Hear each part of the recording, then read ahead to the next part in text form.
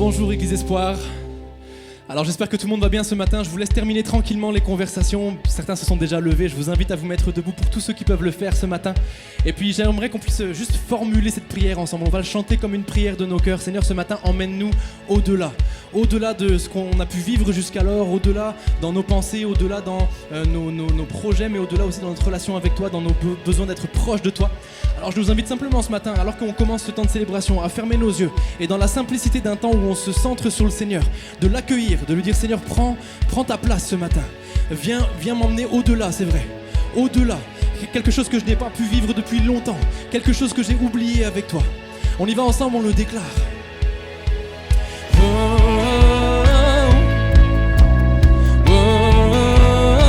Dans la vallée ensemble.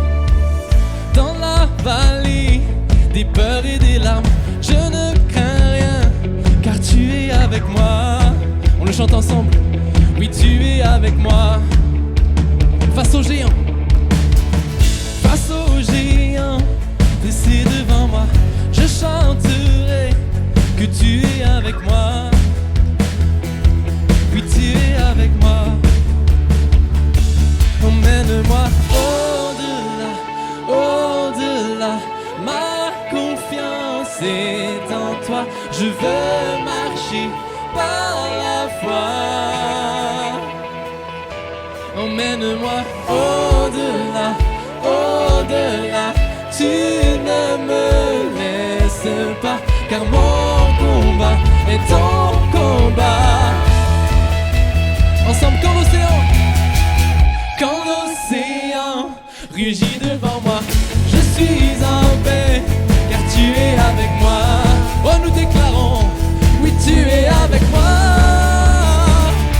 Emmène-moi au-delà, au-delà. Ma confiance est en toi. Je veux marcher à la foi. Emmène-moi au-delà, au-delà.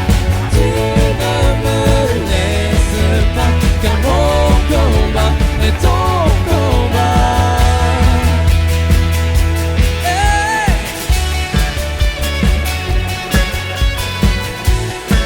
Oh, tu ne nous laisses pas. Oh, oh.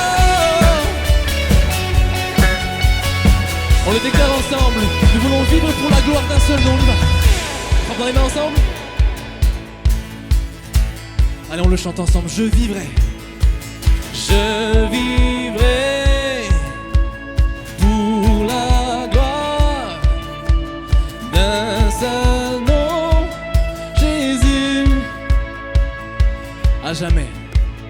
À jamais. Ma victoire porte un nom. Ensemble, je vivrai. Je vivrai pour la gloire d'un seul nom, Jésus. À jamais. À jamais. Ma victoire porte un nom, Jésus. Merci Seigneur. Oh, oh, oh,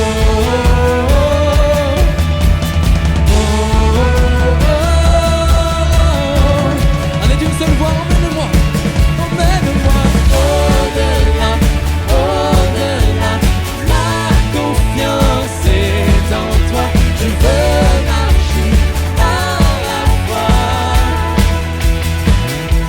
Emmène-moi au-delà, oui au-delà. Tu ne me laisses pas, car mon combat est ton combat.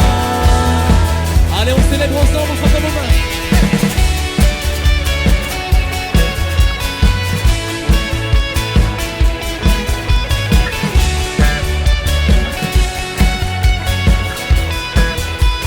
On peut élever le nom ce matin de celui qui nous emmène toujours plus loin. Celui qui a des surprises, des plans, des projets pour nos vies. Merveilleux tu es, Seigneur.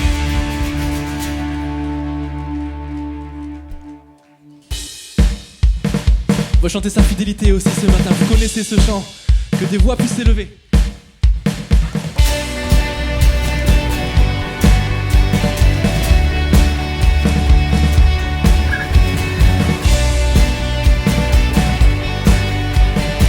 On y va ensemble, chaque instant. Chaque instant de ma vie, ton amour me suffit. Chaque instant avec toi me remplit de ta joie. On le dit ensemble, tu marches avec moi. Tous les jours de ma vie, je veux te découvrir. Tous les jours avec toi, je vivrai par la foi. Oui, je marche avec toi. Et jusqu'au jour de ton retour, je redis, je chanterai. Tu es fidèle, tu conduis mes pas. Tu es fidèle, tu ne changes pas. Tu es fidèle, tu restes avec moi. Oui, tu es là, près de moi. Dans ma vie, dans mon cœur, Seigneur, tu me révèles l'éclat de ta grandeur, les splendeurs de ton ciel. Tu marches avec moi. Quand je te vois, Seigneur, mon âme est rassurée. Tu chasses au loin mes peurs, rien ne peut m'arrêter. Je marche, oui, je marche avec toi. Et jusqu'au jour,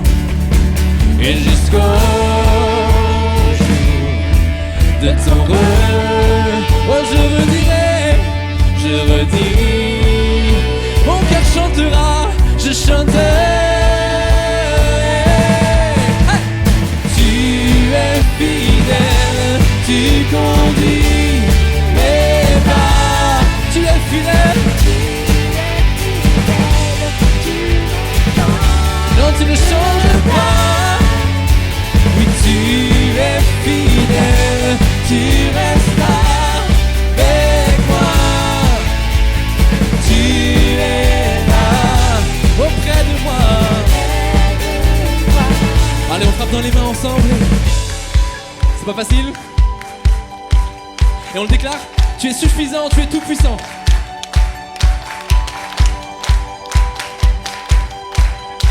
Alors on le chante ensemble. Tu es suffisant.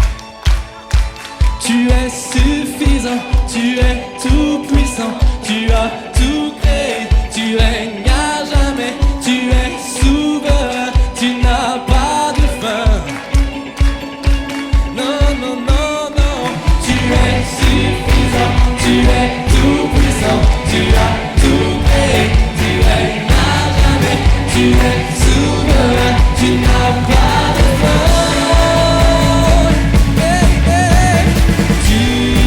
Fidèle, tu conduis mais à chaque instant.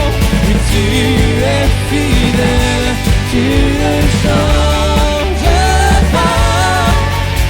Oh, tu es fidèle, tu restes avec moi. Tu es là. On le reprend encore ensemble. Tu es fidèle. Tu es fidèle, tu conduis mes pas. Oui, tu es fidèle, tu ne changes pas. Non, non, non, tu es fidèle, tu restes avec moi. Tu es là, auprès de moi.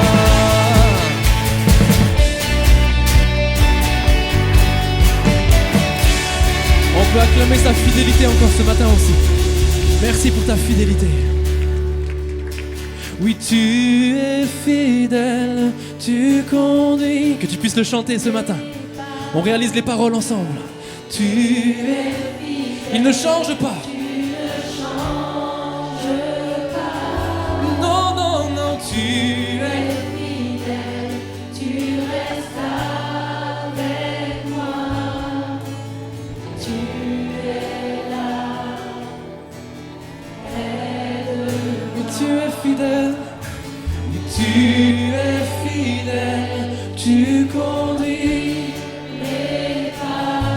Ne nous laisse pas. Tu es fidèle. Nos yeux se tournent vers toi. Change pas. Tu es fidèle. Tu restes avec moi. Tu es là. Près de moi. Merveilleux tu es. Merci Seigneur. Merci pour ta grâce, Seigneur. Merci pour ta fidélité, Jésus. Merci parce que tu ne changes pas, Seigneur. Même si nous changeons, même si nous tombons parfois, tu ne lâches pas notre main, Seigneur. Et tu es là. Oh, sois le bienvenu, Seigneur. Sois le bienvenu. Prends ta place, Seigneur. Oh Seigneur, nous voulons te laisser la place ce matin. Nous faisons taire les bruits qui nous entourent ce matin. Les choses qui nous ravissent ta présence. Les choses qui nous distraient. On veut se souvenir, Seigneur, de ces paroles. Tu restes avec nous. Tu es là, auprès de moi. Merveilleux tu es, Seigneur. Mon âme a soif de Dieu vivant. Mon âme a soif de ta présence. Tu renouvelles les forces. Tu renouvelles. Tu restes avec moi. Tu es là. Est-ce qu'on peut chanter une dernière fois en réalisant chaque parole? Tu es fidèle. Oui, tu es fidèle, tu conduis mes pas. Tu es fidèle, tu ne changes pas. Tu es fidèle, tu restes avec moi. Tu es là, près de moi.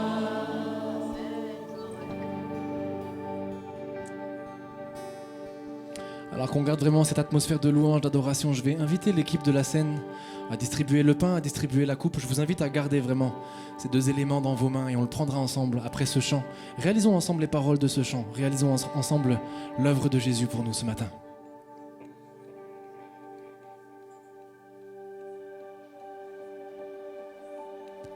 Qui peut m'aimer jusqu'à se donner? Qui peut effacer mon passé? Inonder mon âme assoiffée et me donner la vie? Qui peut transformer mon cœur? Qui peut transformer mon cœur de pierre? Qui peut se charger de mes peines? Me relever de mes échecs et me donner la vie. Ensemble, précieux. Précieux sang versé à la croix. Précieux nom humilié pour moi. Précieux don pour sauver mon âme. Précieux, précieux. Qui peut me porter quand je fais? Oh, est-ce que tu le crois ce matin? Qui peut guérir? Peut guérir mes maladies. me consoler tel un ami et me donner la vie. Oh, qui peut me donner un aveu? Merci Jésus. Qui peut comprendre mes soupirs, éclairer mes pas dans la nuit et me donner la vie. Nous déclarons précieux sang versé à la croix, précieux nom humilié pour moi, précieux don pour sauver mon âme, précieux, précieux, précieux sang versé à la croix, précieux nom humilié pour moi, précieux don pour sauver mon âme. Oh combien précieux, oh précieux.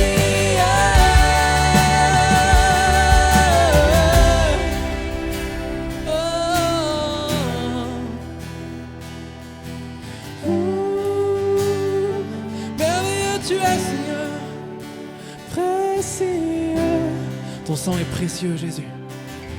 La croix est précieuse.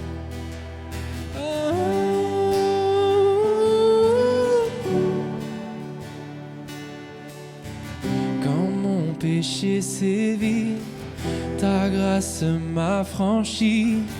Non, rien ne peut te retenir. Quand la peur m'envahit, ta grâce me suffit. Non, rien ne peut te retenir. On reprend ensemble. Quand mon péché sévit, ta grâce m'a franchi. Non, rien ne peut te retenir. Quand la peur m'envahit, ta grâce me suffit. Non, rien ne peut te retenir. Oh. Ni la douleur, oui, ni la peur, ni le passé, ni le malheur, ni l'épreuve, ni le péché. Rien ne peut te retenir, rien ne peut te retenir. On le chante encore une fois. Oh, oh, oh. Ni la douleur, ni la peur, ni le passé, ni le malheur, ni l'épreuve, ni le péché. Rien ne peut te retenir, rien ne peut te retenir. Oh,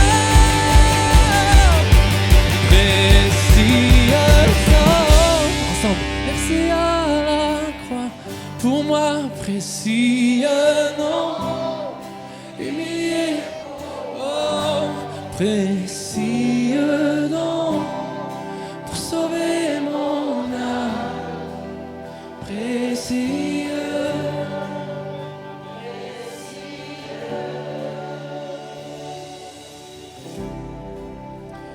J'aimerais qu'on puisse lire ensemble les paroles de ce verset que vous connaissez certainement très bien, dans Romains 8, qui nous rappelle non seulement l'œuvre de la croix, l'œuvre de Jésus, mais aussi notre statut en lui aujourd'hui. Nous qui sommes réconciliés avec lui, vous qui avez fait la paix avec lui, vous qui cherchez à mener une vie qu'il agrée.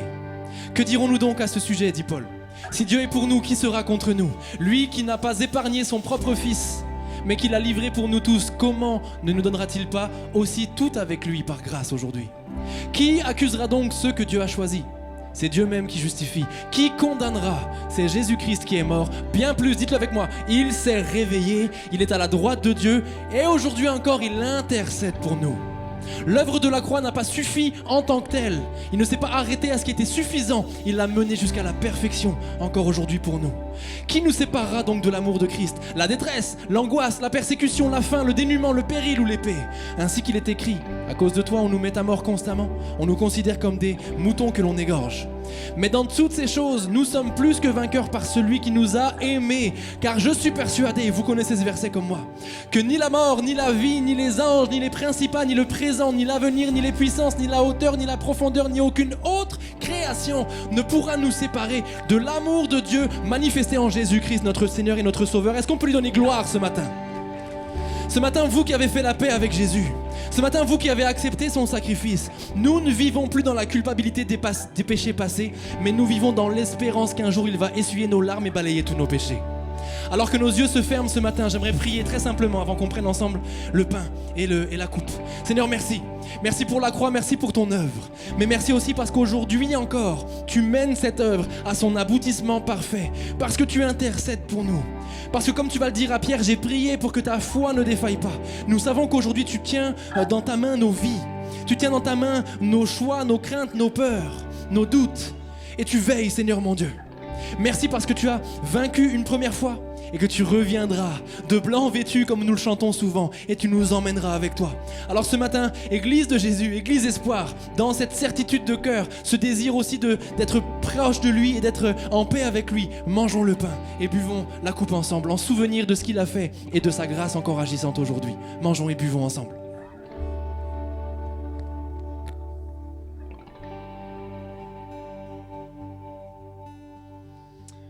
Dans un souci de ramassage, je vous invite à simplement faire circuler les coupelles ensuite sur les côtés, sur les extrémités des rangs pendant que l'équipe va les ramasser. Et la suite logique de la croix et de la reconnaissance pour la croix, c'est nous donnons notre vie au Seigneur et j'aimerais qu'on puisse chanter ce chant. Je chanterai gloire à l'Éternel, je viens t'offrir ma vie ce matin, Jésus-Christ. Est-ce que je peux entendre un Amen ce matin, Église Espoir?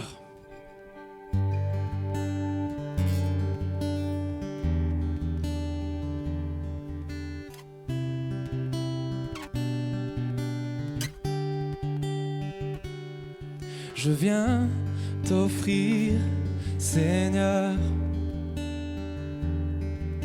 ce que j'ai de meilleur. Je viens offrir ma vie. Oui, à toi, Jésus-Christ. Et même si je suis fragile, même si c'est difficile, ensemble je chanterai gloire à l'Éternel. Je chanterai louange à son nom. Je chanterai Dieu, mon essentiel. Je chanterai en l'honneur de son nom. Je viens te dire, Seigneur, ô toi seul nous satisfais, Jésus, que tu es mon bonheur. Non, rien ne peut détruire notre bel avenir. Et même si je suis fragile, même quand c'est difficile, même si c'est difficile, je chanterai gloire à l'Éternel. Je chanterai louange à ton nom à tout jamais, Seigneur. Je chanterai Dieu, mon essentiel. Je chanterai une seule voix encore, on le répète. Je chanterai gloire. Oui, je chanterai gloire à l'Éternel. Quoi qu'il arrive, je chanterai louange. Apprends-moi à t'aimer, Seigneur. Je chanterai Dieu, mon essentiel. Je chanterai en l'honneur de son toute ma vie. Et toute ma vie, je redirai que tu as donné. Merci pour la croix, Jésus. Et toute ma vie, je redirai que tu as payé le prix. Toute ma vie, chante ensemble. Je redirai que tu as donné ta vie, que tu as donné ta vie, toute ma vie, et toute ma vie, je redirai que je ne vis. Oh, déclare-le ce matin, prêche-le à ton âme. Oui, toute ma vie, malgré les circonstances ce matin, il a donné sa vie pour nous. Nous voulons vivre pour lui en retour. Toute ma vie, et toute ma vie, je redirai que tu as payé le prix. Toute ma vie, toute ma vie, je redirai que tu as donné. Oh, toute ma vie, toute ma vie, je redirai que je ne vis que pour lui. Toute ma vie, oui, toute ma vie, je redirai que tu as donné ta vie. Oh, oui, toute ma vie, je redirai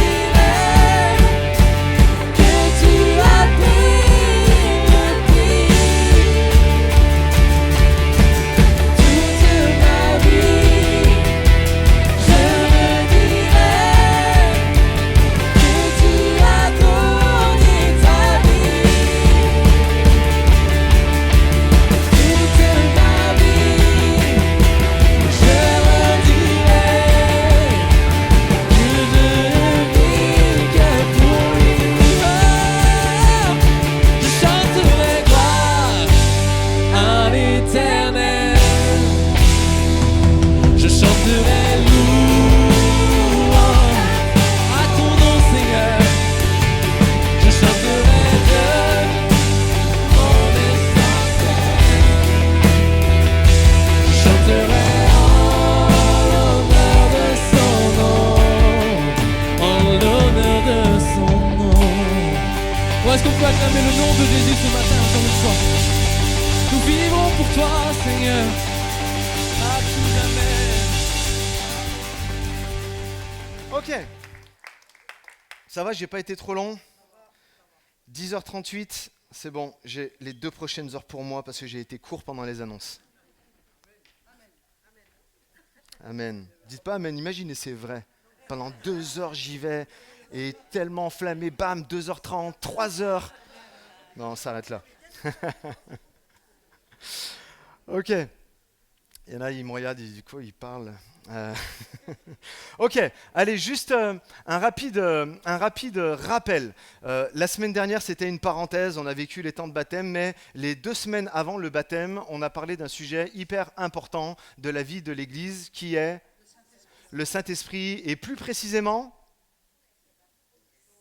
la promesse du Saint-Esprit, donc, qui est arrivée avec la Pentecôte, d'accord ? J'invite vraiment à regarder les messages si vous les avez loupés. Il y avait 2 messages, plus un logos vraiment dédié et très spécifique sur des noms un peu barbares, mais qui expliquent vraiment toute l'histoire de l'Église entre les cessationnistes et les continuationnistes, c'est-à-dire ceux qui ont cessé les dons du Saint-Esprit et ceux qui continuent comme nous, les églises de Pentecôte, qui continuons les dons spirituels. Donc, on voit que le Saint-Esprit est donc le lien entre la parole et la moisson. On a vu que la fête de la Pentecôte dans la Torah, la fête juive, c'est la fête en fait de la moisson. Et on voit que lors de la Pentecôte, lors de la Nouvelle Alliance, après la résurrection de Jésus, après la Pâque, 50 jours après la Pâque, la Pentecôte est venue, le Saint-Esprit est descendu. Vous lisez ça dans Acte 1 et Acte 2. Et les premiers disciples, l'Église primitive a été baptisée du Saint-Esprit. Et tout de suite après, on a vu qu'ils se sont mis à parler. Et là, ça a été la récolte. Une moisson tellement grande, mais pas une moisson de blé comme dans l'Ancienne Alliance, mais une moisson d'âmes où 3000 personnes en une seule fois se sont converties. Et on voit par la suite que ça a continué jusqu'à nous, en fait, aujourd'hui. Donc le Saint-Esprit t'a été donné pour que tu parles. C'est vraiment ça, pour que tu parles. Et depuis la Pentecôte, chaque croyant, on a vu ça dans le premier message, eh bien, peut parler, peut être prophète, peut parler de la part de Dieu. C'est très important parce que c'est ce dont nous allons parler ce matin. Je continue vraiment mon rappel un peu général de ce qu'on a vu. Un prophète, selon la Bible, est une personne appelée et mandatée par Dieu pour parler en son nom. N'allez pas chercher plus loin, un prophète, c'est littéralement ça. C'est quelqu'un qui parle de la part de Dieu. Il ne s'agit pas seulement de prédire l'avenir, mais de transmettre fidèlement le message que Dieu a mis dans notre cœur à un peuple, à une génération ou même à une personne en face à face. On a vu la dernière fois aussi que lors du baptême du Saint-Esprit, il se produisait quasiment deux choses. Lorsque les personnes étaient baptisées du Saint-Esprit, la première chose qui arrivait, c'est qu'ils parlaient en langue. Donc ça, on a vu ça au dernier message. Et la deuxième caractéristique qui pratiquement tout le temps arrivait avec, c'était qu'ils prophétisaient. Donc, qu'il parlait de la part de Dieu. Et le baptême du Saint-Esprit, donc avec l'évidence du parler en langue. Et on est béni parce que la dernière fois, donc il y a 2 semaines de ça, quand nous avons fait un appel et puis des personnes ont pu partir et des personnes sont restées, des personnes ont été baptisées du Saint-Esprit pour la première fois, ont parlé en langue. Des personnes pour la première... donc... On parle en langue pour les premières fois et d'autres personnes ont été renouvelées aussi dans le Saint-Esprit et dans le parler en langue et ça c'était juste énorme à voir et c'est quelque chose que nous voulons continuer. Et puis nous avons vu que ce qui accompagnait donc le baptême du Saint-Esprit était très souvent la prophétie. Vous savez, quand on entend souvent dire que la conséquence du baptême du Saint-Esprit, c'est le parler en langue. Oui, c'est un signe, c'est beau, c'est biblique, mais ce n'est pas le but final. D'accord ? Vous comprenez que ça, ce n'est pas le but final. Quand on regarde Acte 2, donc je l'ai dit tout à l'heure, après qu'ils aient reçu le Saint-Esprit, que le Saint-Esprit est descendu, 3000 personnes ont été sauvées en une seule fois. Ça, c'est le fruit du baptême du Saint-Esprit. C'est quoi ? C'est de l'impact, c'est de la transformation, c'est de l'évangélisation. C'est pour ça que le baptême du Saint-Esprit a été envoyé. Entre guillemets, donc c'est toujours un rappel, Pentecôte égale mentalité de moissonneur. C'est ça la Pentecôte. C'est je reçois le baptême du Saint-Esprit. Pourquoi ? Avec cette idée en tête que, eh bien, je veux parler de ce que Jésus a fait. Je veux parler, je veux dire, je veux raconter ses merveilles. Je veux dire mon témoignage avec force et avec puissance. Et le Saint-Esprit ne vient pas juste donc pour que tu frissonnes à une réunion ou que tu dises quelques mots en langue dans ton coin. Il veut en fait t'équiper pour t'envoyer et impacter le monde. C'est ça le baptême du Saint-Esprit. Il vient pour que tu serves avec une puissance qui dépasse l'humain, qui dépasse tes capacités humaines, pour que tu sois revêtu en fait de son onction. Et on prenait l'exemple de Jésus qui n'a pas commencé son ministère sans être revêtu en fait de la puissance du Saint-Esprit qu'on lit dans l'évangile de Luc au chapitre 4. On a vu que dans l'Église, je ne cherche plus à m'édifier moi-même, donc en parlant en langue, mais je cherche à bénir les autres.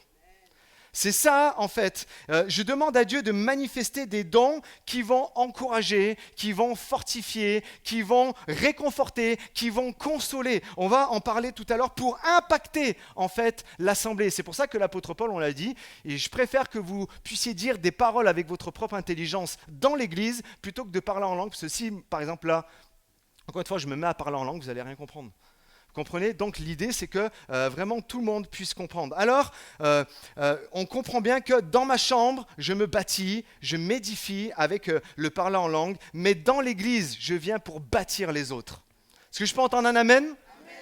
Ok, super. Donc, on a besoin à nouveau d'être revêtu. C'est fini pour le rappel, mais d'une nouvelle immersion, d'un feu nouveau. Et attention, ce n'est pas une question de fierté spirituelle pour dire, voilà, nous, on vit telle et telle chose. Le fruit de l'esprit, donc on l'a vu, c'est le caractère, c'est Dieu qui travaille à travers notre caractère. Et on voit que c'est de semaine en semaine, jour après jour, où je deviens quelqu'un de plus en plus qui aime les gens, de plus en plus qui cultive la paix intérieure, mais qui communique aussi la paix, qui reste toujours dans la joie. C'est quelque chose que l'on doit travailler, d'accord ? Le fruit de l'esprit, à la différence des dons de l'esprit, donc qui est des dons. Ça peut arriver comme ça et c'est donné. Ce n'est pas forcément quelque chose que tu as besoin en fait de travailler, mais ces deux choses, nous devons les rechercher et les vouloir. Le fruit de l'esprit et les dons de l'esprit. Vous êtes d'accord avec ça ? Ok. Donc, pourquoi nous cherchons cette puissance ? C'est pas pour briller, c'est pas pour dominer, mais parce que nous aimons les gens. D'accord ? C'est très important pour moi de toujours replacer cela, parce qu'on sait toutes les dérives en fait qu'il peut avoir. Tu peux laisser un peu plus, s'il te plaît, Anne-Lise. Donc, pourquoi nous recherchons cette puissance ? Pas pour briller, pas pour dominer, mais parce que nous aimons les gens. Si nous voulons que Dieu, que le Saint-Esprit agisse à travers nous, d'accord ? C'est pour bénir les autres qui sont autour de nous. Ce feu, c'est pour qu'un plus grand nombre rencontre Jésus. C'est pour que les malades soient guéris, c'est pour que les captifs soient délivrés, c'est pour que les cœurs brisés soient guéris. C'est pour ça que nous recherchons en fait les dons spirituels. C'est pour que des paroles de foi, de sagesse, de miracles jaillissent de nos vies et que la gloire de Dieu dans ce lieu et dans nos vies en fait puisse se répandre. Alors oui, Seigneur, qui veut prier avec moi ? Baptise-nous encore de l'Esprit. Baptise-nous encore de l'Esprit. Immerge-nous à nouveau. Qu'on sorte de nos réunions non pas juste émus, en se disant, j'ai passé quelque chose de bien et tout ça, mais transformé, équipé, envoyé pour bénir d'autres personnes. Encore une fois, la Pentecôte, c'est cela. Alors, pourquoi les miracles ? Pourquoi ? Parce qu'on parle de dons spirituels et puis après on va préciser sur le don prophétique, mais pourquoi on veut le pourquoi des miracles ? C'est vraiment une chose intéressante. Vous le savez, on fait souvent témoigner les gens qui vivent des choses miraculeuses. Des situations qui ont été transformées, des vies qui ont été transformées, des personnes qui ont été guéries émotionnellement ou physiquement. On aime faire ça, d'accord ? On aime vivre ça parce que c'est littéralement une preuve que le Seigneur agit encore parmi nous à travers son esprit. Mais pourquoi tout ça ? En fait, si vous lisez le livre des Actes, on ne voit jamais dans le livre des Actes, jamais l'Église primitive demander des miracles. On voit, ils ne sont pas là en train de demander des miracles. On voit les disciples ne demandaient pas de guérison miraculeuse ou des biens matériels ou de prospérer dans leurs affaires ou toutes ces choses-là. Non, non. En fait, nulle part on le voit et pourtant, ils voyaient une quantité de miracles qui nous, aujourd'hui, nous fait pâlir et nous fait aspirer à ce qu'ils vivaient. C'est vrai ou pas ? Et pourtant, ils ne demandaient pas ça. En fait, écoutez bien, c'est là où je veux en venir, ils pensaient différemment. Là où nous, on veut plus de puissance et tout ça pour que ça brille, pour que ça parle fort, pour que ci, que ça, eux, ils pensaient différemment. Vous savez à quoi ils pensaient ? J'ai entendu. C'est ma mère, je suis fier. Ils pensaient au salut des âmes. Eux, ils pensaient, je veux gagner des âmes pour Jésus. Eux, ils pensaient, je veux voir des morts spirituelles passer à la vie spirituelle. C'était ça qu'ils cherchaient. Ils ne cherchaient pas les dons, en fait. Ils cherchaient vraiment à gagner des âmes, en fait, pour Jésus. Ils avaient compris correctement la Pentecôte. Souvenez-vous, la Pentecôte, donc, est la fête de la moisson chez les Juifs, qui est devenue dans la Nouvelle Alliance, avec le baptême du Saint-Esprit, qui amène une moisson d'âmes. Et eux cherchaient à gagner des âmes. C'était pour ça, la Pentecôte. C'était leur focus, c'était leur mission. Ils vivaient et ils respiraient pour cette cause. C'était ça, en fait, qui les animait. Leur appel, c'était ce que Jésus leur avait laissé comme ordre. Allez, faites de toutes les nations des disciples, les baptisant au nom du Père, du Fils et du Saint. C'était ça, en fait, qui les animait et qui confirmait le commandement absolu de Jésus. Aime Dieu et aime ton prochain comme toi-même. L'amour que tu as trouvé, L'amour de Jésus que tu as trouvé, la révélation de l'amour de Jésus que tu as eu, toi, dans ta propre vie, tu ne peux pas le garder pour toi, il faut que tu le dispenses à tout le monde.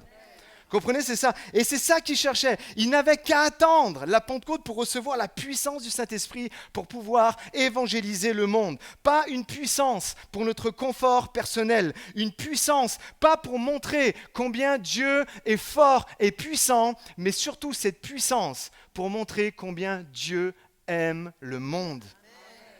C'est pour ça, en fait, la Pentecôte. Les chrétiens d'aujourd'hui, et on peut parler de l'église moderne d'aujourd'hui et des moments, moi je peux m'inscrire un peu là-dedans, parce que vous savez quand on perd le fil des choses et tout ça, mais veulent des miracles, mais ne veulent pas gagner d'âme. On veut des miracles, on veut vivre des choses, on veut voir la puissance de Dieu agir parmi nous, mais en fait on oublie le pourquoi des dons spirituels et les miracles, pourquoi Dieu nous en envoie, c'est pour gagner des âmes. Est-ce que vous êtes avec moi là, l'église? Vous comprenez, il y a un problème. La puissance du Saint-Esprit, avec tous ses dons, a été envoyée pour gagner des âmes, être capable de parler de Jésus. L'église moderne dit, on veut voir des miracles, on veut voir des miracles, et on veut voir des miracles. Mais l'Esprit nous dit à ça, en réponse, gagner des âmes et gagner des âmes. Et là, vous verrez mes miracles. Est-ce que vous êtes d'accord avec ça? C'est ça, et c'est tellement important de replacer tout cela. Et quand tu veux le faire, le Seigneur va confirmer sa parole par des prodiges et des miracles tels que nous le voyons en fait dans les actes. Donc, tu veux voir la gloire de Dieu? Sois un gagneur d'âme. Tu veux voir la gloire de Dieu se manifester dans ta vie, dans ta famille, dans ton église? Sois un gagneur d'âme. Pense aux âmes perdues que tu côtoies tout au long, dans ton lycée, dans ton collège, peut-être les ados sont là-bas, mais dans ta sphère de travail et tout ça, eh bien, sois un gagneur d'âme. Pense à eux, pense à leur misère, prie pour eux, parle avec eux. Il y a quelque chose qui se passe. Donc, le baptême signifie vraiment une immersion dans la vie de l'Esprit, et il y a une puissance dans le baptême du Saint-Esprit qui donne accès aux dons spirituels. On va le lire ensemble dans 1 Corinthiens 12, verset 1. Lisez avec moi. Pour ce qui concerne les dons spirituels, et ça vraiment c'est ma phrase phare, hein, d'accord? Et c'est pour ça qu'on parle de ça ce matin. Pour ce qui concerne les dons spirituels, je ne veux pas, frères, que vous soyez dans l'ignorance. Et c'est pour ça qu'on va en parler. Il y a diversité de dons, mais le même esprit. Diversité de services, mais le même Seigneur. Diversité d'actes, mais le même Dieu qui accomplit tout en tous. Or, à chacun, la manifestation de l'Esprit est donnée pour le bien de tous. En effet, à l'un est donnée par l'Esprit une parole de sagesse, à un autre une parole de connaissance, selon le même Esprit, à un autre la foi, par le même Esprit, à un autre les dons, et j'y reviendrai, de guérison, par le même Esprit, à un autre la capacité de faire des miracles, à un autre la prophétie, à un autre le discernement des esprits, à un autre diverses langues, à un autre l'interprétation des langues. Mais toutes ces choses, c'est un seul et même esprit qui les accomplit en les distribuant à chacun en particulier, dites-le avec moi, comme il veut. Comme il veut. Et c'est le Saint-Esprit qui veut faire ça. Donc, on voit que le baptême du Saint-Esprit nous donne accès aux dons spirituels. C'est mon point. Le baptême du Saint-Esprit donne accès aux dons spirituels. Rapidement, je suis obligé de le faire, mais on va voir qu'il y a 9 dons spirituels, si vous avez, et si vous connaissez, et si vous avez été attentif. Il y a 9 dons spirituels. Et je vous marque juste un peu rapidement, ils sont classés en 3 catégories. Premièrement, il y a les dons de révélation, c'est-à-dire Dieu révèle quelque chose d'invisible. Ces dons montrent ce que Dieu en fait sait, il dévoile en fait ce qui est caché. Et donc, dans les dons de révélation, on voit qu'il y a la parole de sagesse, on voit qu'il y a la parole de connaissance, et on voit qu'il y a le discernement des esprits. Parole de sagesse, c'est une révélation surnaturelle du plan divin qui nous aide à faire les bons choix. La parole de connaissance, c'est une révélation d'un fait présent ou passé qu'on ne pouvait pas savoir humainement. Le don de discernement des esprits, c'est la capacité surnaturelle à reconnaître une personne en face de nous, ce qu'elle est en train de nous dire. si c'est bon, si c'est vrai, si vous comprenez toutes ces choses. Hein. Donc, on voit qu'il y a ces dons de révélation. On voit aussi qu'il y a les dons de puissance. Les dons de puissance sont en fait ces dons qui montrent ce que Dieu peut faire. On a tous été témoins, il se manifeste par une puissance surnaturelle. On voit qu'il y a le don de foi. Notez que le don de foi, c'est le seul, même caractéristique qu'on retrouve dans le fruit de l'esprit aussi. Sinon, les autres sont différents. Donc, le don de foi, une foi spéciale pour croire sans fléchir dans une situation extraordinaire, en disant « je sais que Dieu va agir ».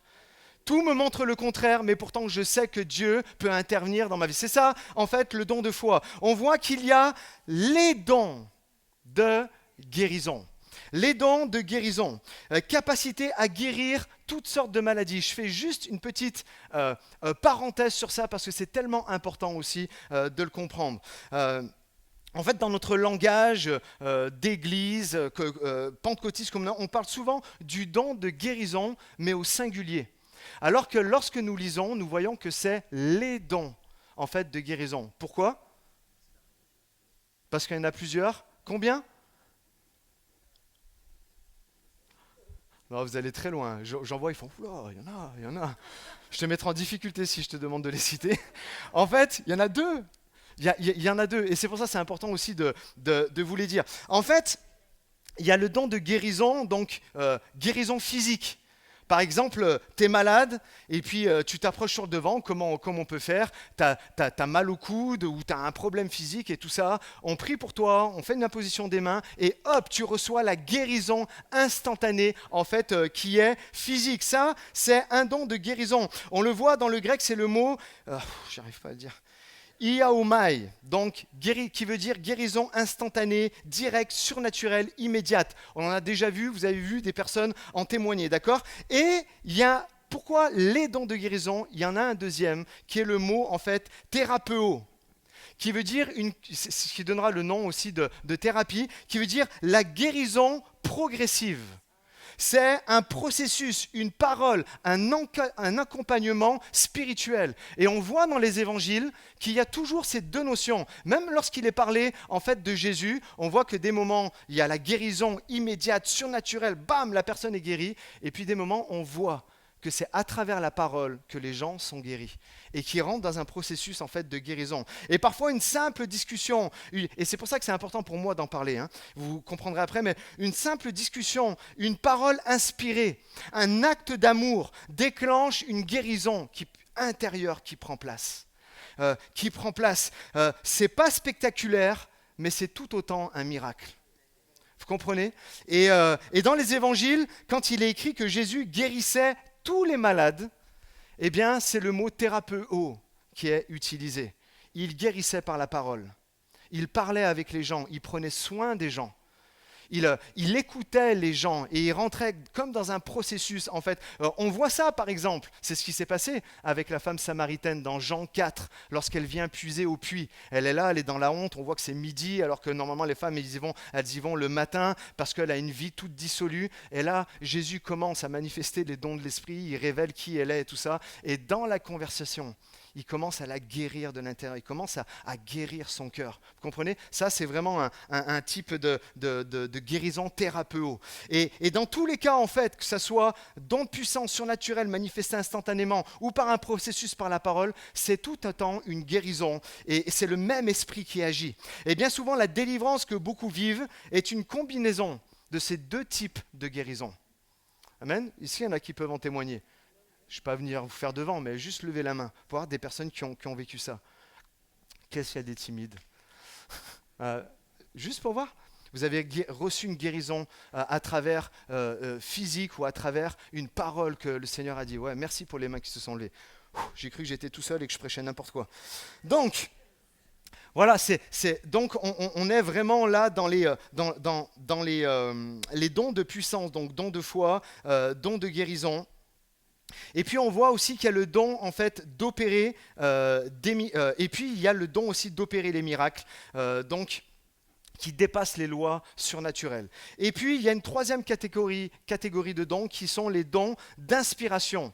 C'est Dieu qui parle à travers nous. C'est son Saint-Esprit qui parle à travers nous. Ces dons montrent ce que Dieu, en fait, veut dire. Ils inspirent les messages divins. Et dedans, nous retrouvons donc ce qui nous intéresse, le don de prophétie, un message inspiré de Dieu, adressé à l'Église ou adressé à une personne pour son édification, l'exhortation ou sa consolation. On voit qu'il y a le don des langues, d'accord ? On en a parlé et très longuement aussi dans le Logos. Et puis on voit qu'il y a le don qui va avec l'interprétation des langues, comprendre et retransmettre le message donné par le parler en langue.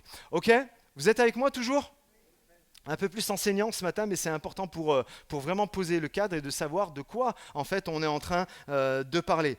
Donc, on voit que l'apôtre Paul parle de tout cela, d'accord, dans un certain contexte, dans une certaine suite logique, en fait, de chapitres. Là, on vient de lire le chapitre 12, et vient ensuite le chapitre 13, 1 Corinthiens 13, qui parle de l'amour, et ensuite il revient en fait sur les dons spirituels et surtout à celui de prophétie, je vais y revenir. Mais pour avoir une image globale, je reviens sur ça. Donc 1 Corinthiens 12, si tu veux bien afficher, 1 Corinthiens 12 nous parle des dons, c'est ce qu'on vient de lire, c'est pour le corps de Christ et pas pour notre ego personnel. D'accord ? Dieu distribue des dons variés, pas pour briller individuellement, mais pour que chaque membre construise le corps de Christ dans l'unité. Et on voit que lorsqu'il cite tous les dons spirituels, après il parle de l'unité du corps de Christ. D'accord ? Ensuite, nous avons 1 Corinthiens 13. Sans l'amour, ton don fait du bruit, mais ne change rien. D'accord ? Toujours la notion de pourquoi la Pentecôte ? La Pentecôte, c'est pour aimer plus les gens et leur parler de Jésus. Donc, si tu veux manifester les dons spirituels, mais que foncièrement, tu n'aimes pas vraiment les gens, ça ne sert à rien du tout. Et c'est pour ça que ce verset est planté en plein milieu en fait, des dons spirituels. C'est pour nous rappeler que sans l'amour, nous ne sommes rien. D'accord ? Tu peux parler en langue, tu peux prophétiser, tu peux avoir la foi, ce que nous dit ce chapitre, à déplacer les montagnes. Si tu n'as pas l'amour, tu n'es rien. Et on arrive à 1 Corinthiens 14. Donc, prophétise pour édifier, pas pour impressionner. Le vrai but des dons spirituels, c'est l'édification de l'Église. Que chacun comprenne, soit encouragé et rencontre Dieu. On voit que c'est vraiment la spécificité de 1 Corinthiens 14. Donc, il y a d'autres choses, mais en tout cas, il y a aspiré au don de prophétie, on va le lire tout à l'heure, pour l'édification de l'Église, oui c'est vrai, mais aussi pour les nouveaux qui pourraient être là. Il y a vraiment une dimension, en fait, d'évangélisation dans 1 Corinthiens 14. Maintenant, ceci étant dit, on va regarder un peu plus près au chapitre 14. Je demande à Jérémie si tu veux bien revenir. Donc, on va le lire ensemble. 1 Corinthiens 14, verset 1. Il est dit, donc, souvenez-vous, 1 Corinthiens 13, ça termine par l'amour. Et là, direct, il rembraye avec « rechercher l'amour ». Dites-le avec moi, « rechercher l'amour ». C'est le centre, d'accord ? Aspirez aussi aux dons spirituels, mais surtout, dites-le avec moi, à celui de prophétie. En effet, celui qui parle en langue ne parle pas aux hommes, mais à Dieu, car personne ne le comprend, et c'est en esprit qu'il dit des mystères. Celui qui prophétise, au contraire, parle aux hommes. Il, écoutez ça, édifie, encourage et réconforte, ou console selon les versions.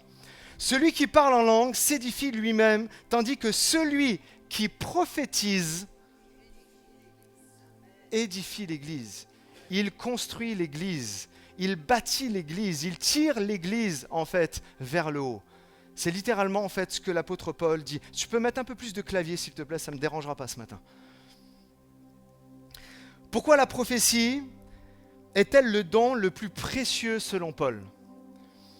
Ça n'engage que moi ce que je vais dire, hein. C'est vraiment moi ce que je pense en fait de ce passage-là.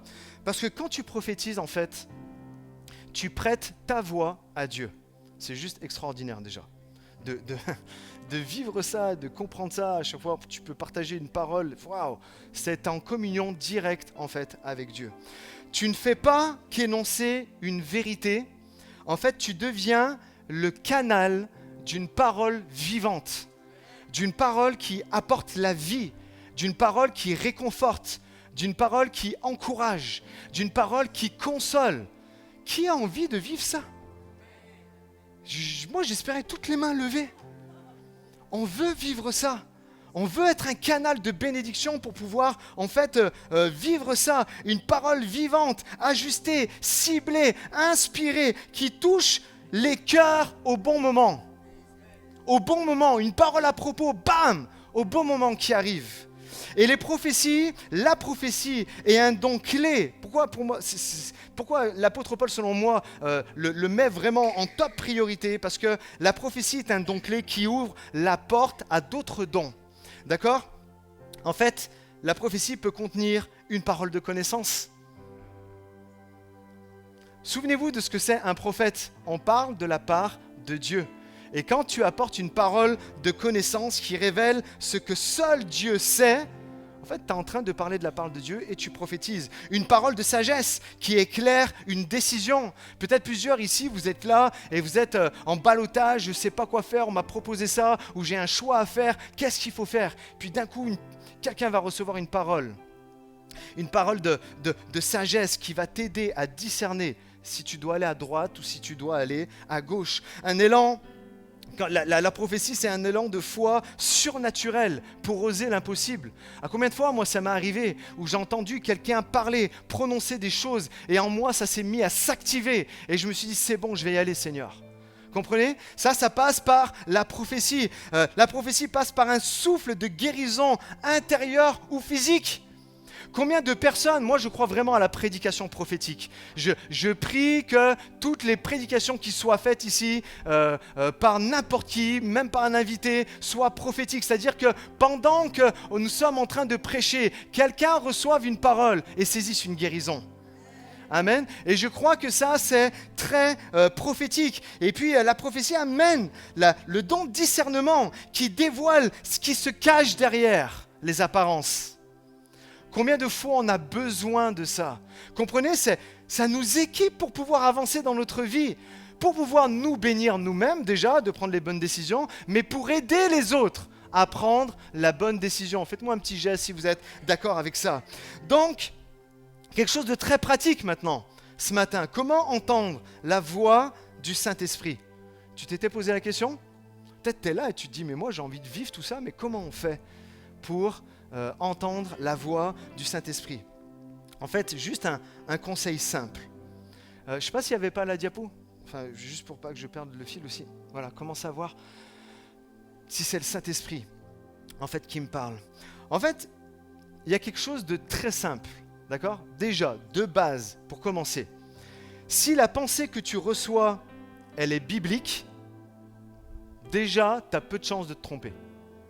D'accord? Déjà, en fait, si ta pensée, elle est biblique, si elle exhorte, elle édifie, elle console, elle réconforte, déjà, même si ce n'est pas une parole directement inspirée, au pire, ce n'est pas grave parce que tu as juste cité la parole de Dieu. Amen. Donc ça, déjà, c'est quelque chose à la portée de tous. On est d'accord ou pas? Et c'est ça le cadre. Hein. Le cadre, on l'a lu tout à l'heure et je vais en reparler. Édifier, encourager, réconforter, consoler. Et donc, on voit que le Saint-Esprit parle avant tout par la parole de Dieu. En fait, la parole de Dieu et le Saint-Esprit sont quelque chose vraiment d'indissociable. Le Saint-Esprit parle avant tout par la parole de Dieu. C'est la base, c'est la boussole, c'est le fondement, d'accord, du don spirituel. L'apôtre Paul, toujours à Timothée, il dit, vous connaissez ce verset, toute écriture est inspirée de Dieu et utile pour enseigner, pour convaincre, pour corriger, pour instruire. D'accord? Donc si ce que tu vas partager déjà est inspiré directement de la parole de Dieu, tu es dans le vrai, tu es dans le juste. On voit aussi que la Bible, et donc pour aller plus loin, est la voix infaillible du Saint-Esprit.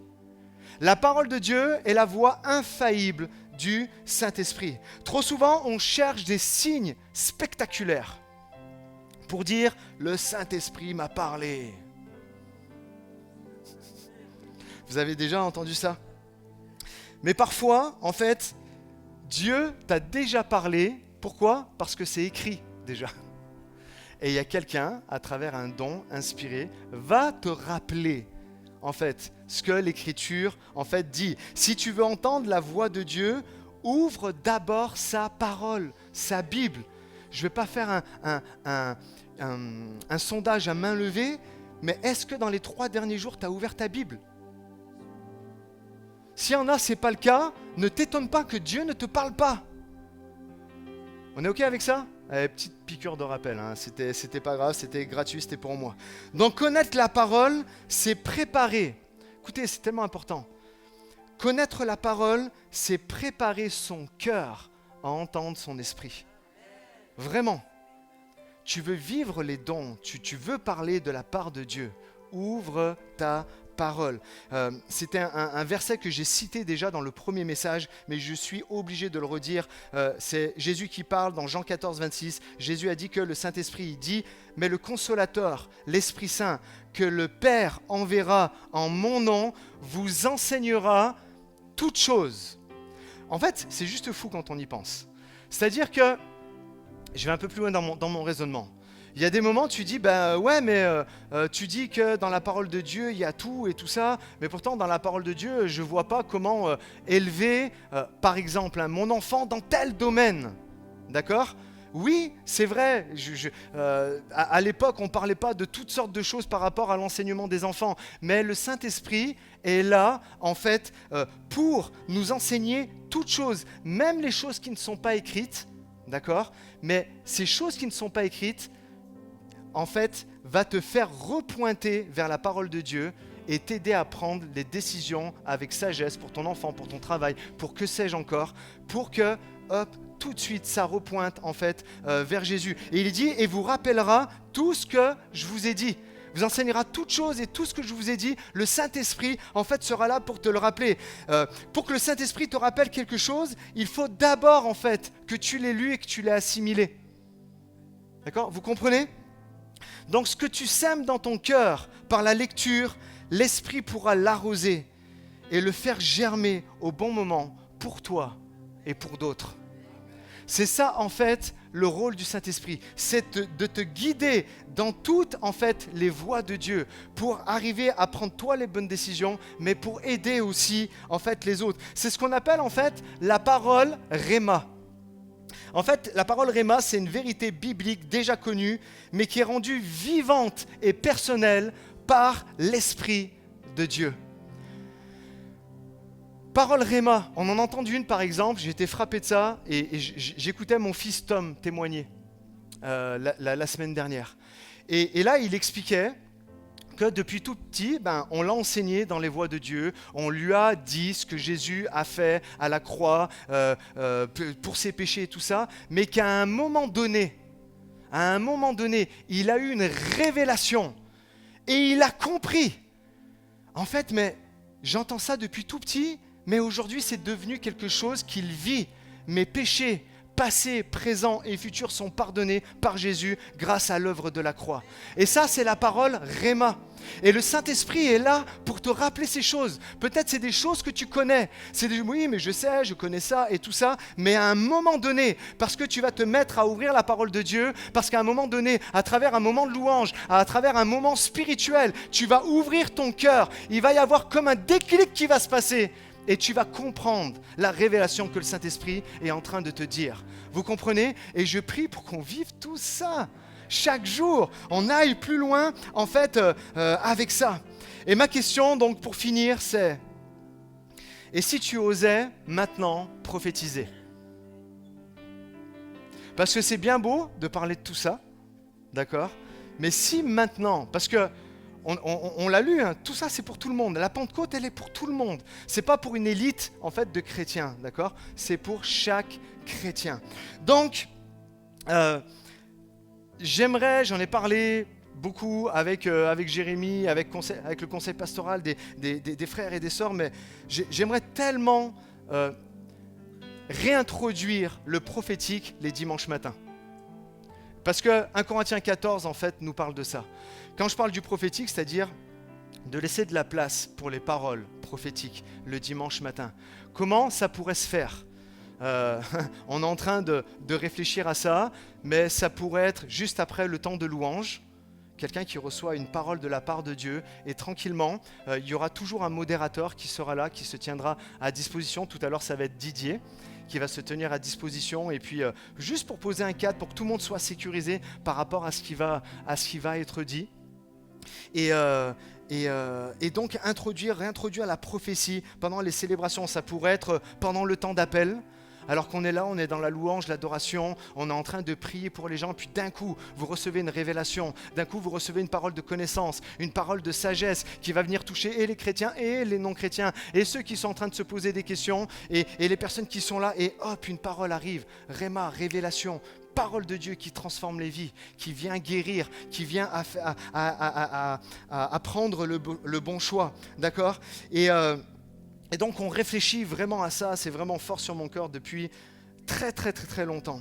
Et l'apôtre Paul, en fait, lui, donc vous le savez, ne dit pas seulement aspirer au don spirituel, mais il ajoute donc, mais surtout à celui de prophétie.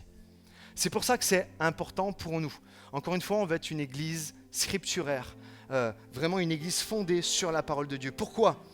Parce que la prophétie, ce n'est pas prédire l'avenir avec une voix grave. Oracle de l'Éternel, le Seigneur te dit ce matin. Non, c'est pas ça. Garde ta voix normale, s'il te plaît. À tous les anciens, ça parle. Hein. On n'est pas là, c'est pas ça. C'est juste garde ta voix normale, là, tu vois. J'avais entendu un jour un gars, je sais pas si c'est Gabi Alonso ou une autre personne, et qui se disait, mais qui avait été voir une autre personne et qui était en train de prier super fort et avec comme un changement de voix lorsqu'il priait, oh le Seigneur et tout ça. Et il a été le voir, il dit, ben purée, le Seigneur il risque de pas te reconnaître, hein. Il va pas reconnaître ta voix quand tu vas le voir face à face en prenant cette voix-là. Juste reste qui tu es, d'accord ? Si t'es quelqu'un, t'es inspirant, t'as le feu, tu peux communiquer le feu. Si t'es quelqu'un de timide, un peu introverti, tu peux venir et puis d'une manière timide et introvertie délivrer le message. Juste reste qui tu es, d'accord ? Ça c'est super important. Et donc la prophétie c'est transmettre une pensée de Dieu qui va, donc avec une voix normale, d'accord ? Qui va édifier. Donc édifier, construire la foi, comme quand tu dis à une sœur découragée, Dieu n'en a pas fini avec toi. Le Seigneur va faire quelque chose et là tu l'as construit, tu es en train de rebâtir quelque chose, l'exhorter, l'encourager, la consoler, tout ce qu'on a vu tout à l'heure. Et donc, verset 3 d'A Corinthiens 14, celui qui prophétise au contraire parle aux hommes, les édifie, les exhorte et les console. Donc, qu'est-ce qu'il te faut pour prophétiser ? Encore une fois, tu n'as pas besoin d'un titre ou d'un manteau prophétique brodé. Vous savez, tu as un manteau, c'est marqué prophète dessus. Et laissez-moi passer, je vais parler maintenant de la part de Dieu. Non, tu n'as pas besoin de ça. En fait, ce qu'il te faut, et pour rester vraiment dans la lignée de ce que c'est la Pentecôte, si tu veux bien mettre, premièrement, il te faut un cœur brûlant de l'amour de Dieu. Un cœur brûlant. Si tu reçois quelque chose de la part de Dieu, sait-on jamais, et puis qu'à l'intérieur de toi, il y a de la colère, il y a de l'animosité envers d'autres personnes et tout ça, wow, laisse tomber. D'accord ? Ça doit être animé d'un cœur qui brûle d'amour pour Jésus et qui brûle d'amour pour les gens. D'accord ? On est d'accord avec ça ? Laisse-les un temps que je n'ai pas fini, s'il te plaît. Ensuite, deuxièmement, tu as besoin d'un cœur rempli, c'est évident, du Saint-Esprit. Un cœur tellement plein qu'il déborde et qui dit ce qu'il te dit de dire. Et tu dis ce que Dieu te dit de dire. Tu as besoin aussi d'un amour, ça va dans la même lignée, d'un amour sincère pour les gens. Tu n'es pas là en train de faire des dons prophétiques dirigés. D'accord ? Ça, c'est des choses qu'on a pu voir aussi dans le passé, c'est les dérives des moments du pentecôtisme. Pourquoi un amour sincère pour les autres ? Parce que des moments, il y a des gens qui règlent leurs comptes. D'accord ? On ne règle pas nos comptes quand on prophétise. Au contraire, on exhorte, on édifie, on console, on réconforte. Donc du moment où tu veux régler tes comptes, ce n'est pas du tout de la prophétie telle que la Bible l'enseigne. Aussi, tu as besoin d'un pas de foi. Et c'est là où je vais vous challenger ce matin.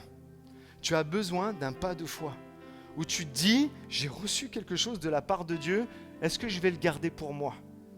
Non, tu as besoin de sortir de ta barque. Tu as besoin de sortir de ta zone de confort pour dire « Ok, j'ai reçu ça, allez, je vais y aller ». De toute manière, encore une fois, on est dans un cadre bienveillant. Il y a un modérateur qui sera là à chaque fois pour écouter, pour entendre et tout ça. Il n'y a pas de souci, les amis. Mais faites ce pas de la foi pour pouvoir, en fait, prophétiser. Parce que, en fait, ce n'est pas ton éloquence qui fait la différence. C'est ton obéissance au Saint-Esprit.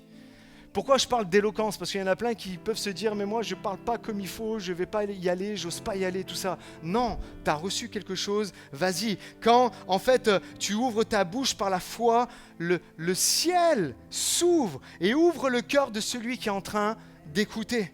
Une parole, écoutez ça s'il vous plaît, c'est super important, écoutez. Une parole qui est simple, une parole qui est biblique, une parole qui est inspirée, peut devenir comme une flèche de lumière qui vient éclairer un cœur qui est obscurci. C'est pour ça, on le fait vraiment pour les autres. Attention, le don spirituel, c'est pas... Je me faisais cette réflexion, je partageais avec quelqu'un tout à l'heure. Le don spirituel, le don prophétique, c'est pas une tribune pour raconter ta vie. C'est des moments où j'ai vu ça. D'apporter un don prophétique, c'est pas une tribune pour raconter ta vie, d'accord? Ou monopoliser la parole pour prendre la parole et tout ça. Quelqu'un me disait une fois, et je suis tellement d'accord avec ça, il me disait « J'aime beaucoup les personnes qui prophétisent pour les premières fois. » Vous savez pourquoi? Parce qu'elles sont simples, elles sont directes. Des moments quand il y a des personnes qui ont pris de la bouteille dans les dons spirituels, ils mettent des couches, et ils mettent des couches, et ils sont longs, ils prennent 3 minutes pour dire une phrase. Et c'est ça des moments qui est beau dans ceux qui apportent la prophétie pour la première fois. Ils reçoivent une révélation, ils reçoivent quelque chose de la part de Dieu, ils arrivent et ils l'annoncent sans fioriture. Et bam, le cœur est percuté. Amen. Ce que tu crois être juste des moments, une impression passagère, une petite pensée, peut être en réalité le souffle du ciel dans la tempête de quelqu'un, quelque chose qui va rétablir en fait. Une parole de vie tombée au bon moment peut relancer une foi, peut relever quelqu'un qui était à terre depuis des années. Et toi, parce que tu auras fait ce pas de foi et de délivrer simplement ce que le Seigneur t'a dit, eh bien, va apporter toute la guérison, la consolation dont la personne a besoin. Tu veux une définition simple, et je termine par ça, de la prophétie.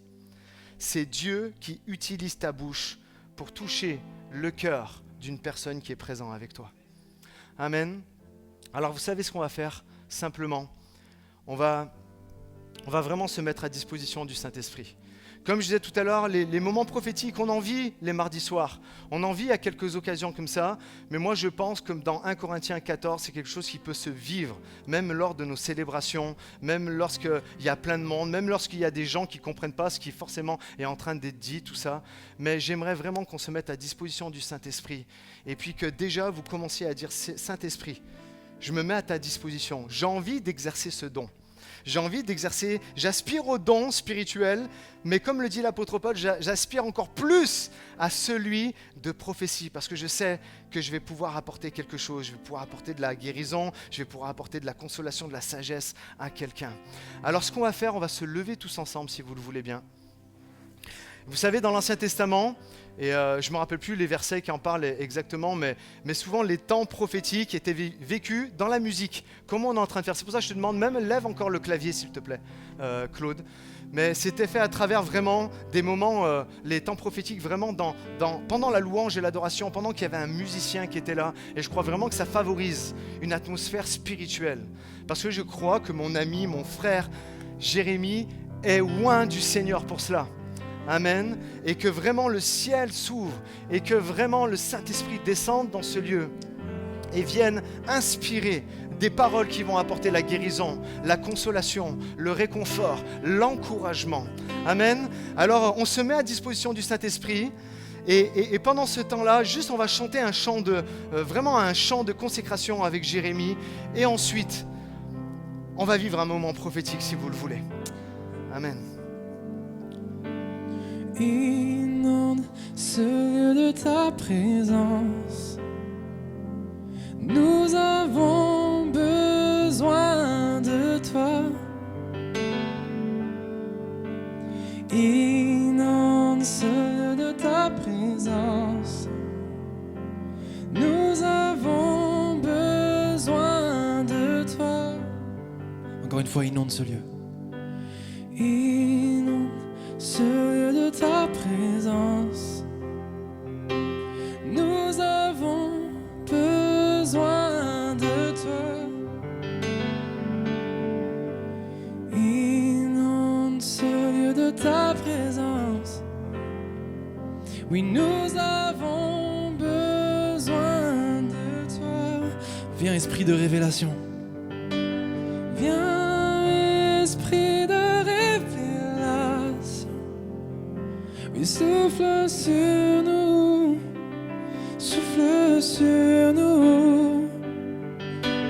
Viens, esprit de révélation. Oui, souffle sur nous. Souffle sur nous. Une dernière fois, viens. Oui, viens, esprit de révélation. Souffle sur nous. Souffle sur nous.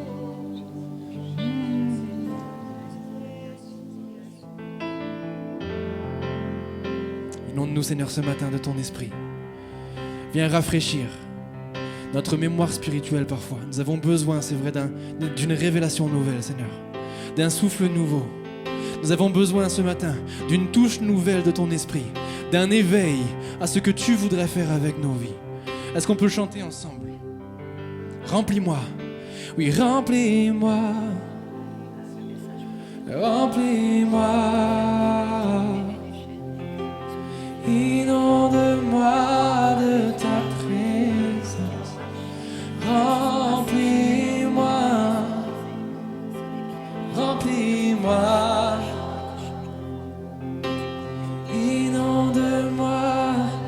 Une dernière fois comme une prière. Oui, remplis-moi. Remplis-moi.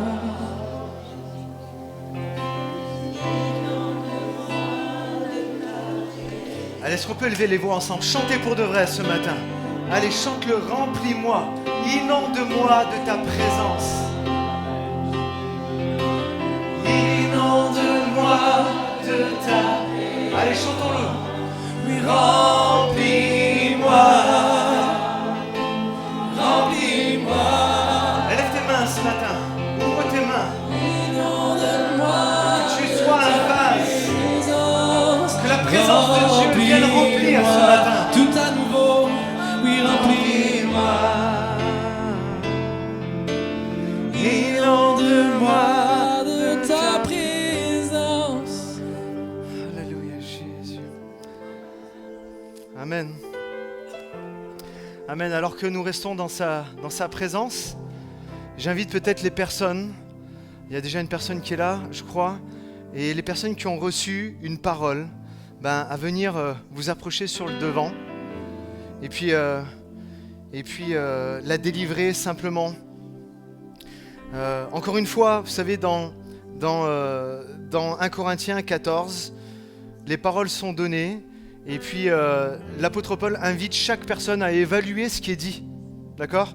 Peut-être ce qui va être dit, c'est pas pour toi, et il n'y a pas de souci avec ça. Peut-être ce qui va être dit, il y a une partie qui te concerne, et puis l'autre, pas tout à fait. Vous savez, le même apôtre Paul dit qu'il parlait, qu'il enseignait et prophétisait partiellement. D'accord ? Et donc, il n'y a pas de souci avec ça. Juste gardez en tête ce que peut-être vous allez entendre, et prenez ce que vous avez à prendre, et laissez ce qu'il y a à laisser. On est d'accord avec ça ? Amen. Si tu veux bien, tu veux commencer ? Vas-y. Alors ce matin, dans le temps d'intercession, j'ai reçu comme une vision en esprit, en tout cas. J'ai vu un homme dont les chaînes avaient été brisées, mais qui marchait sur un chemin qui était encombré de chaînes.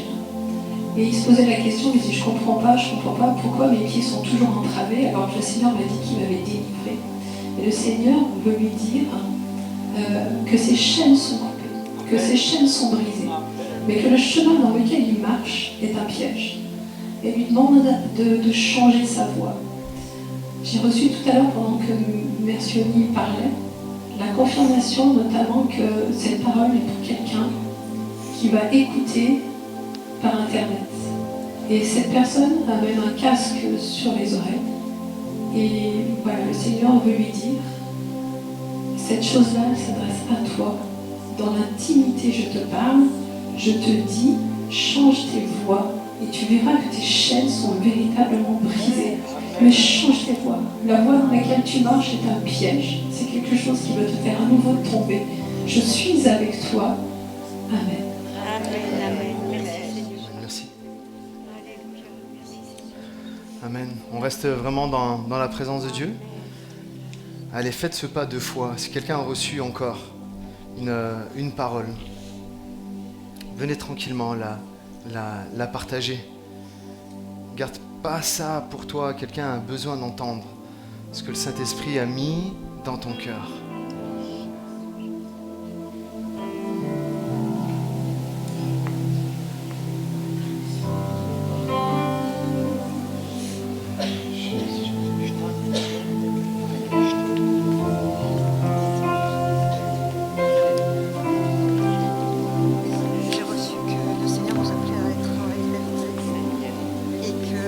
Attitude d'adoration, une attitude de prière, une attitude où on recherche la présence de Dieu, où on cherche sa voix, on cherche son cœur.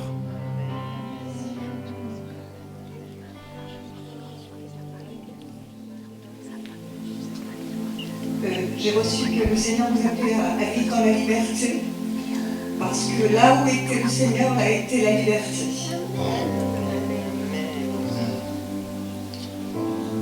Merci.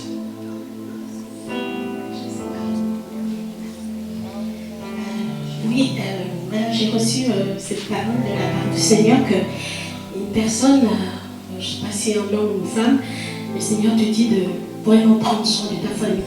Le Seigneur te dit d'entourer ta famille parce que tu es un pilier pour ta famille. Le Seigneur te dit n'abandonne pas ta famille parce que ta famille, c'est les plus précieuses choses que tu as dans ta vie. Alors le Seigneur te dit de prier pour eux, de les ramener à la foi, de ne pas baisser les bras, mais de prier, parce que le Seigneur veut que ta famille soit sauvée, soit délivrée, que ta famille appartient à l'Éternel. Alors le Seigneur te dit, ne baisse pas les bras, sois encouragé, parce que l'Esprit de Dieu est avec toi pour t'aider, pour que tu puisses avoir ce combat. Le combat est déjà gagné, alors ne baisse pas les bras et prie pour ta famille. Amen, merci Seigneur. Amen, amen. Alléluia. Alléluia. Allez, on reste toujours dans la même attitude de foi, de vouloir entendre l'Esprit de Dieu. Ce que j'ai vu, c'est une image en fait d'un tunnel. J'ai vu comme un bateau, c'est un tunnel qui semble être sombre et tournant. Le Seigneur m'avait dit à cette personne tu peux rentrer dans ce tunnel en fait. Et souvent dans ce tunnel, qui est sombre, on a envie de courir en fait, on a envie d'y rester.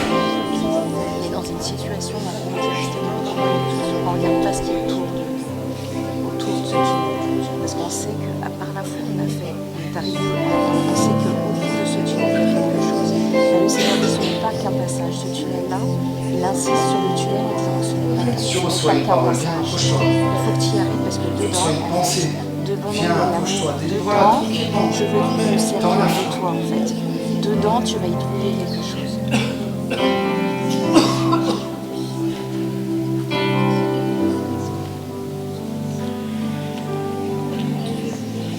Alors, moi, c'est une image, en fait, que j'ai reçue, un tunnel. Au premier regard, en fait, quand on regarde un tunnel, il est sombre, il est étroit, on ne sait pas ce qu'il y a dedans, c'est peut-être humide. Et là, le Seigneur se tient devant le tunnel, il dit, vas-y. Mais on a envie, on lui pose la question, on lui dit, mais qu'est-ce que je vais trouver au bout? Ça sert à quoi que je sois dans ce tunnel? Parce que je sais que c'est sombre, en fait. Et en fait, le Seigneur dit à cette personne, tu as besoin de rester. Reste dans ce tunnel parce que tu verras, il y a quelque chose. Tu vas y trouver l'amour et tu vas voir que je vais me servir encore de toi dans ce tunnel. On attend souvent qu'il y a quelque chose au bout, on veut courir, on veut traverser ce tunnel et voir ce qui est au bout. Mais dedans, dans ce tunnel, il y a l'amour, il y a Jésus qui est là. Et et dis que je veux me servir de toi dans ce tunnel. Merci. Merci. Vous voyez, j'ai envie de dire, c'est simple. Et je vous encourage vraiment à regarder la semaine prochaine. Ce message sera encore disponible et certainement, de toute façon, on va continuer de parler de prophétique. Mais vraiment, chaque dimanche, mettez-vous vraiment à disposition du Saint-Esprit. Qu'est-ce qu'il veut dire? Est-ce que je peux, moi, apporter ma pierre à l'édifice pour que l'Église soit vraiment encouragée, touchée, bénie? Et on créera vraiment des créneaux spéciaux, donc après la louange et pendant le temps d'appel pour le faire. Ok? Encore quelques paroles à partager?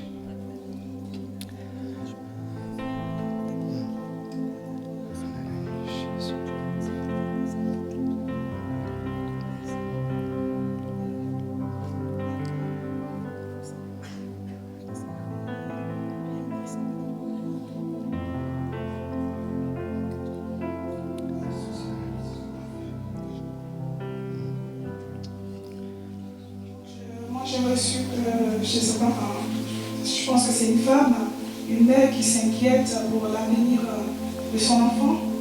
Et le Seigneur veut lui dire que c'est lui qui est au contrôle de tout. Qu'il faut lâcher prise, il faut lui faire confiance. Et que, voilà, ça ne sert à rien de s'inquiéter. Et qu'en lui remettant tout, en posant tout au pied du trône, au pied de la croix, elle lâche prise et elle verra ce que lui, il fera. Et qu'il faut regarder à lui seul. Et c'est au travers de lui que l'avenir de son enfant sera plus clair. Donc il ait confiance en lui. Amen. Merci.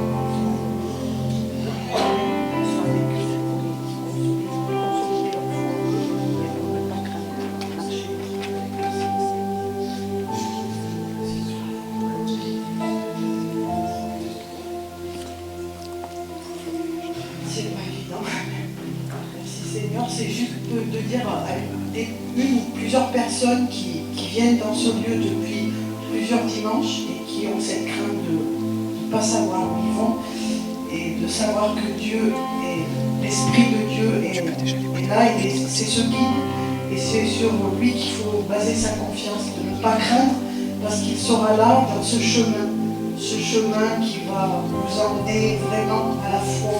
Mais surtout, n'ayez pas peur et ne craignez pas, parce c'est lui la lumière et c'est lui qui détient tout en Christ.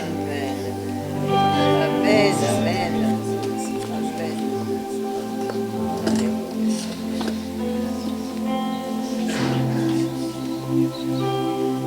Alors depuis le début du culte, j'ai à cœur quelqu'un qui a mal au bras. Et tu es guéri maintenant au nom de Jésus. Amen, amen, amen. Amen. Amen. Parole de foi délivrée comme ça, recevez la guérison et si vous la vivez, ne restez pas muet, venez nous en faire part après. Hein.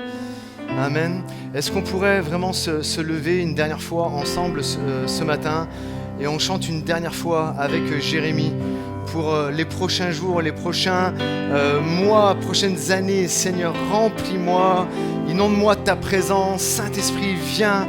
Allez, qu'on chante de tous nos cœurs. Soyez pas timorés ce matin. Chantez de tout votre cœur. Remplis-moi, remplis-moi, inonde-moi de ta présence. Oh, remplis-moi chaque jour, oui, remplis-moi.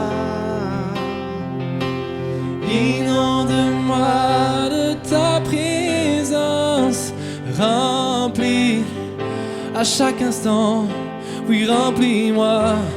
Oh, inonde-moi de ta présence. Une dernière fois, oui, remplis dans chaque contact, chaque relation.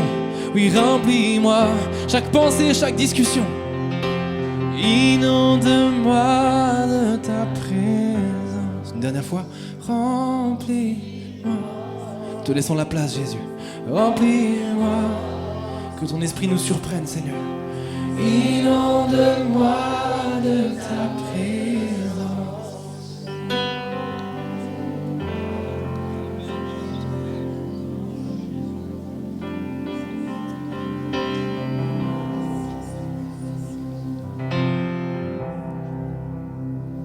Ok, on aura d'autres dimanches comme ça où on pourra continuer de laisser l'Esprit de Dieu nous parler et de le mettre aussi...